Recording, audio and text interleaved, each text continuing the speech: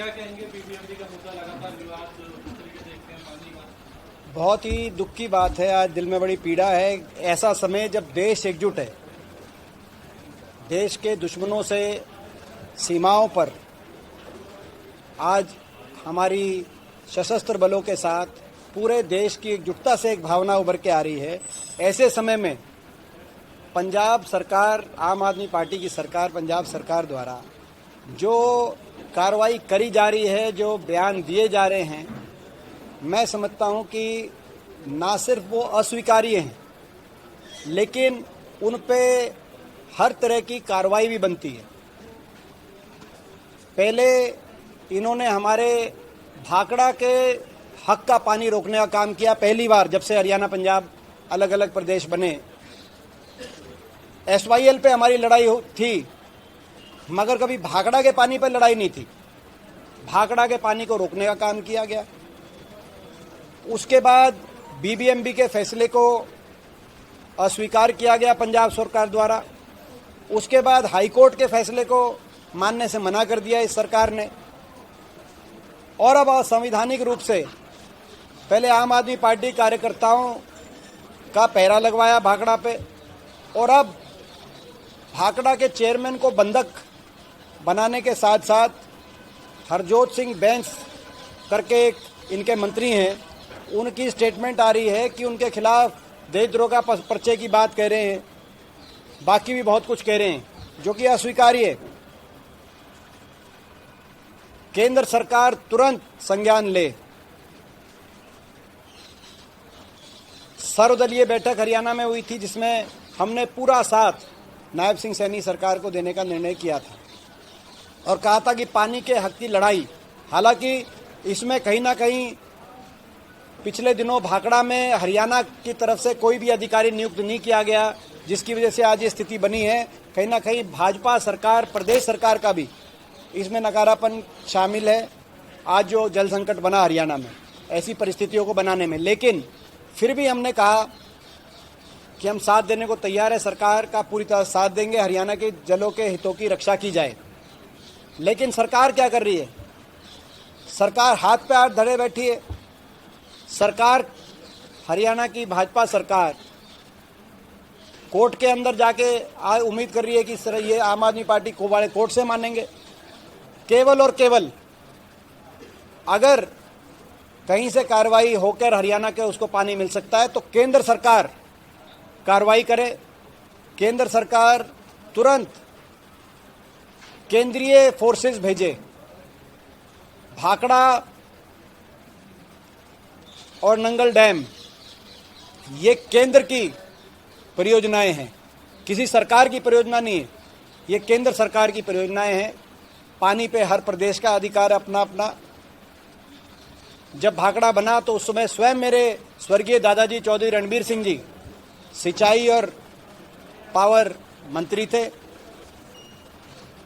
और आज तक निर्विवाद पानी का बंटवारा भाखड़ा का होता रहा है। अब पंजाब सरकार ने ये जो इस प्रकार का अन्याय किया है, इसको रोकने की अगर क्षमता है तो केंद्र सरकार में। हमारी मांग है कि केंद्र सरकार तुरंत फोर्सेस भेजे भाखड़ा और नंगल डैम पर, और उन फोर्सेस के आधार पर बीबीएमबी का फैसला और हाईकोर्ट के फैसले को लागू कराते हुए हरियाणा के हकों का पानी हरियाणा को दिलवाने का काम केंद्र सरकार करे। हम हरियाणा के 4 लोकसभा सांसद परसों शाम को केंद्रीय जल संसाधन मंत्री सीआर पाटिल जी से भी मिले थे। हमने सीआर पाटिल जी से भी यही आग्रह किया था कि ये पंजाब पूरी तरीके से अनैतिक, असंवैधानिक, गैर कानूनी तरीके से ये कदम पंजाब सरकार उठाकर हरियाणा वासियों के हक का पानी से उनको वंचित करने का कार्य कर रही है, और केंद्र सरकार को इस पे कार्रवाई करनी पड़ेगी। आज केंद्र सरकार हाथ पे हाथ धरी नहीं बैठ सकती।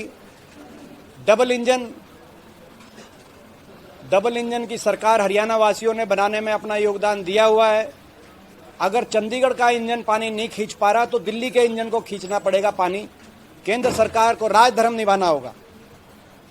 केंद्र सरकार राज्य राज्य में फर्क नहीं कर सकती। एक राज्य जबरदस्ती पानी रोक ले और केंद्र सरकार मूक दर्शक बनी रहे, ये देश हित में नहीं है। और इसीलिए हमारी मांग है कि केंद्र सरकार तुरंत फोर्सेस भेजे, और अगर मुकदमा दर्ज करना हो तो ये जो इस तरह के बयान दे रहे हैं हरजोत सिंह बैंस, इनको तुरंत बर्खास्त किया जाए और ये जांच की जाए कि इनके जो बयान हैं और जो इन्होंने किया है किस तरीके से बंधक बनाने का काम किया BBMB चेयरमैन को, तो क्या कानूनी कार्रवाई बनती है, किसने किसकी क्या भूमिका रही है, वो सारा जांच केंद्र सरकार करके कार्रवाई कराए। साथ में हमारी मुख्यमंत्री जी नायब सिंह सैनी जी से भी ये मांग है कि तुरंत समय लें प्रधानमंत्री जी के पास, प्रधानमंत्री जी समय दें। हम सभी हरियाणा के सांसद एकजुटता से 10 के 10 लोकसभा के सांसद और जो राज्यसभा के हरियाणा के सांसद हैं 15 के 15 सांसद, हम एकजुटता से प्रधानमंत्री जी के पास चलने को तैयार हैं। हरियाणा के कम से कम पानी के हितों की पैरवी करने का तो अधिकार हमें केंद्र सरकार से मिले, हम उनको वो या समय दे प्रधानमंत्री जी या नायब सिंह सैनी जी समय लें। अगर ये समय नहीं ले रहे और एक एक दिन बीतता जा रहा है तो इसमें भारतीय जनता पार्टी की सरकार की मंशा भी हरियाणा प्रदेश के लोगों के सामने आ रही है। और इसीलिए अब हालात, पानी जो है सर से ऊपर बह रहा है, जो पंजाब से दृश्य आ रहे हैं वो दृश्य हरियाणा कभी मंजूर नहीं करेगा। बड़े दुख के साथ, दिल में बड़ी पीड़ा के साथ ये प्रेस के माध्यम से आज हमको कहना पड़ रहा है, क्योंकि आज देश एकजुट होने की बात है, देश की एकजुटता की भावना है। और पंजाब ने जहां आज तक भागड़ा का हमारा पानी नहीं मारा, इस वर्ष ऐसे समय में जब पहलगाम के अंदर ऐसा दुशासन किया गया देश के दुश्मन द्वारा, उसके बाद पंजाब सरकार ने जो ये कृत कार्य किया है, ये इससे निंदनीय कोई बात हो नहीं सकती। तो हमारी यही मांग है, जो 2 मांग आपके सामने रखी। आपने PR पाटिल से मुलाकात करी, BBMB जो है ऊर्जा मंत्रालय से जुड़ा हुआ है, ऊर्जा मंत्री मनोहर लाल से क्या उम्मीद करेंगे, क्या कहेंगे? वो उनको तो पता ही है, जो ऊर्जा मंत्री हैं वो तो हरियाणा से ही, उनकी पृष्ठभूमि हरियाणा से, तो हरियाणा के हितों के लिए उनको केंद्र सरकार से स्वयं हम क्या पैरवी करेंगे, उनको स्वयं पैरवी करें और स्वयं उनको लड़ना चाहिए। ये पहले उनका दुर्भाग्य की बात है, ऊर्जा मंत्री हैं, लेकिन जो BBMB में जो हरियाणा के अधिकारी लगने चाहिए थे, पिछले कई वर्षों से वो अधिकारी नहीं लगाए गए। तो भारतीय जनता पार्टी की हरियाणा प्रदेश की सरकार, ये भी पहली बार हुआ है प्रदेश के इतिहास में, जब से भाखड़ा का पानी हमें मिलना शुरू हुआ और जब से अलग प्रदेश बना हरियाणा, हमेशा BBMB में मेंबर इरिगेशन हरियाणा से लगता था, सेक्रेटरी हरियाणा से लगता था और चीफ इंजीनियर इरिगेशन तो पंजाब का था, लेकिन SC Nangal dam circle Haryana का होता था।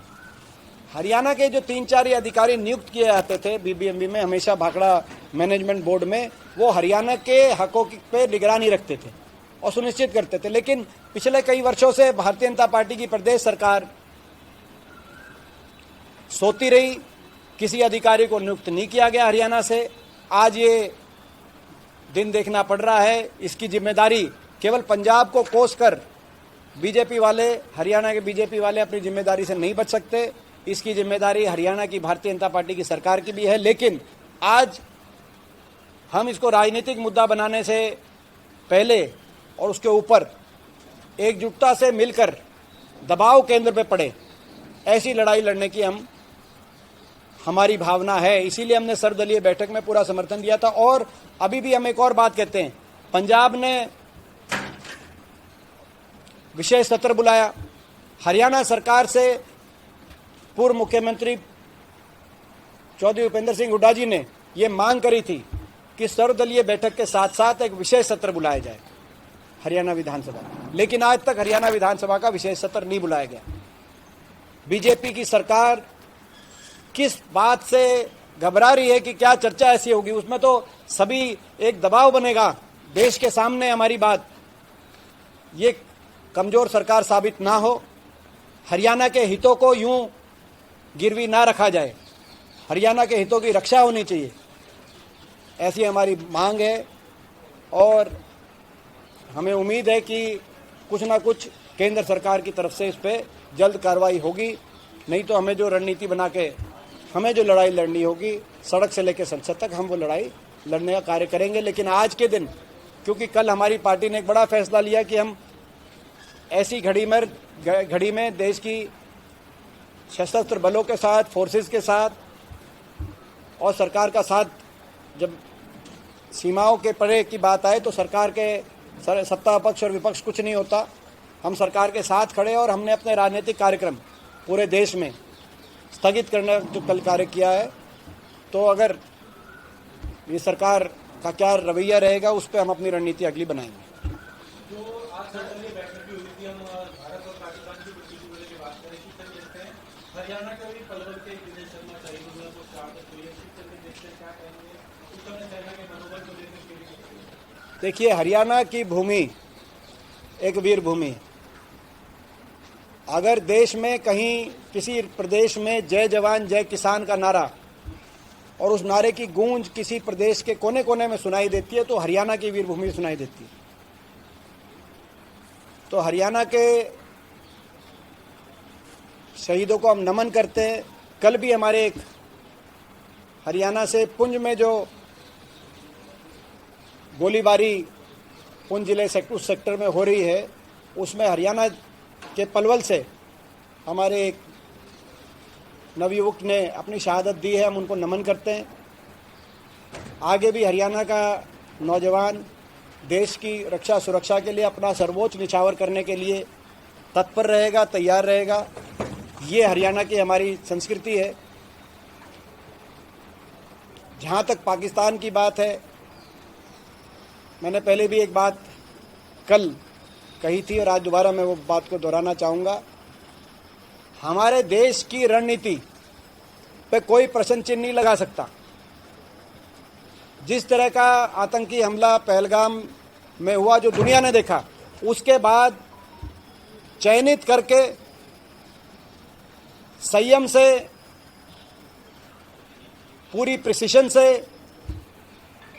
और पूरी संवेदनशीलता से हिंदुस्तान ने चुन चुन के आतंकी ठिकानों को निशाना बनाया। कहीं भी सिविलियन ठिकाना या सिविलियन क्षेत्र पे हमारी कोई मिसाइल से निशाना नहीं बनाया गया। ये हमारे देश की रणनीति जो रही, हमारे आर्म्ड फोर्सेस की, हमारी सशस्त्र बलों की जो रणनीति रही, उस रणनीति